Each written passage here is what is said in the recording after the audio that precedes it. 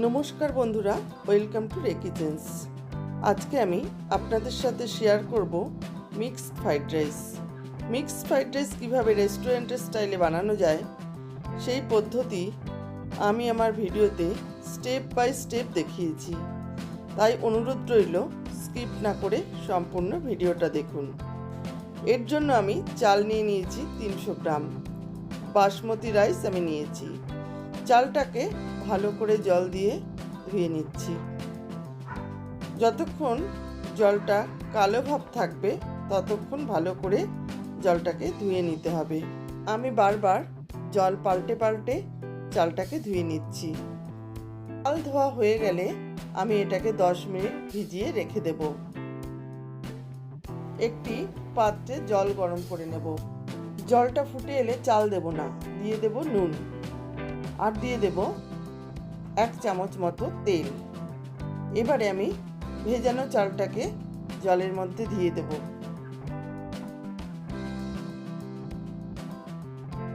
জলে চালটা দেবার পর যখন ফুটতে শুরু করবে দিয়ে দেব পাতিলেবুর রস 1 চামচ। পাতিলেবুর রসটা আমি দিয়েছি, এতে ভাতটা আমার সাদা হবে।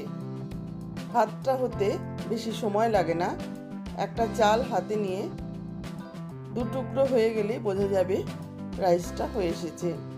তারপর আমি ভাতের জল ছড়িয়ে নেব। জল ছড়িয়ে এটাকে ঠান্ডা করতে দেব। মিক্সড ফ্রাইড রাইস বানানোর জন্য আমি নিয়ে নিয়েছি 200 গ্রাম চিংড়ি মাছ আর 150 গ্রাম চিকেন কুচি করা। এই চিকেনের মধ্যে আমি দিয়ে দিচ্ছি নুন আর গোলমরিচের গুঁড়ো।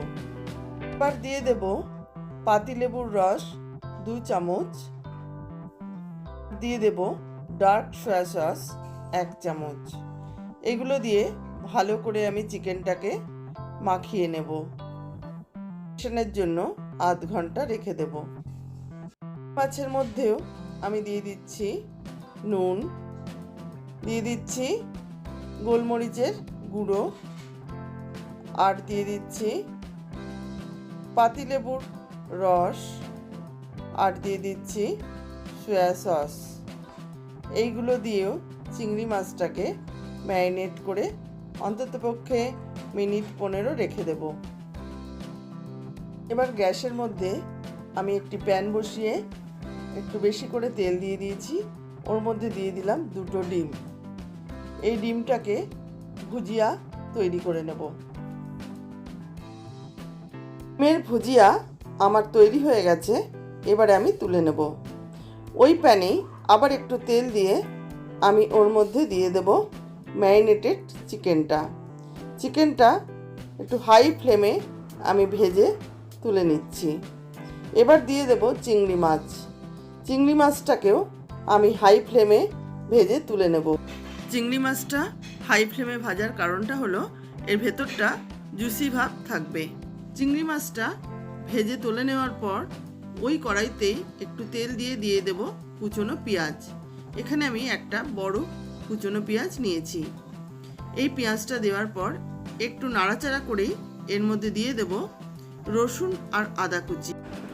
আমি এখানে 2 চামচ রসুন কুচি ও 1 চামচ আদা কুচি নিয়েছি। দিয়ে দেব 5-6টা লঙ্কা কুচানো। এই লঙ্কাটি দিয়ে ভালো করে নাড়তে থাকবো। এবার দিয়ে দেব গাজর কুচি। গাজরটাকেও ছোট ছোট করে কুচোতে হবে।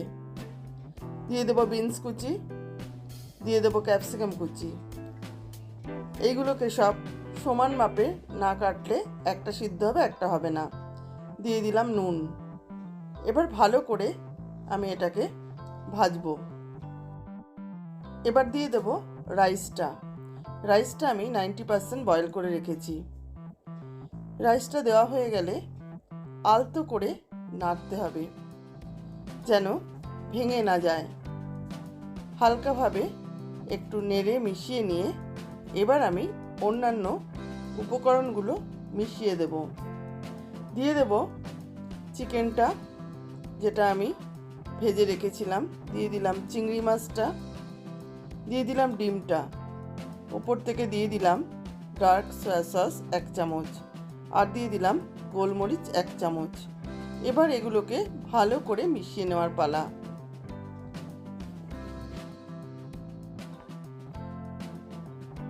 এবার একটু ভালো করে নাড়াচাড়া করে নিলেই তৈরি হয়ে যাবে মিক্সড ফ্রাইড রাইস। এবারে আমি একদম শেষ উপকরণ চিনিটা দিয়ে দেব। অল্প চিনি দিলাম, 1 চামচ মতন। চিনিটা দিয়ে একটু ভালো করে নাড়াচাড়া করে নেব। আর ওপর থেকে ছড়িয়ে দেব স্প্রিং অনিয়ন। একদম রেস্টুরেন্টের স্টাইলের মিক্সড ফ্রাইড রাইস তৈরি। রেসিপিটা কেমন লাগলো অবশ্যই জানাবেন। যদি ভালো লাগে একটা লাইক দিয়ে দেবেন। আমার রেসিপিটা দেখার জন্য অসংখ্য ধন্যবাদ।